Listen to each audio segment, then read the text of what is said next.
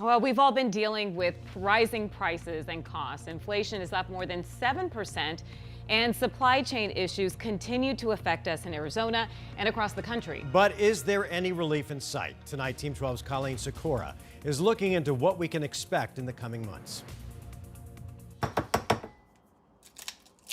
From the meals you make at home to the gas you're filling up with at the corner, it's getting more expensive. We are seeing inflation that we haven't seen in 40 years, and our paychecks are not keeping up with the pace. As of January 2022, the Bureau of Labor Statistics Consumer Price Index had things like meat, poultry, eggs up 12% since January 2021, and fuel up 40%.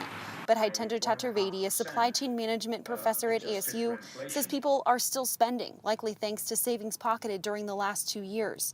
Chaturvedi previously thought it would be the end of this year when we'd see improvement in supply chain problems. You are going to see this problem potentially stretch out into the first quarter of 2023. Chaturvedi says it's the conflict in Ukraine that's complicating the economy here, between sanctions the U.S. imposed on Russia and impacts in broader Europe. We are doing it for all the right reasons, but if you economically look at it, we need to be ready that the pain that we are seeing in terms of price increases today, this intervention is not going to make it better. What could help address inflation would be how much the Federal Reserve raises interest rates in March. I think that increase in interest rates will automatically curb some spending.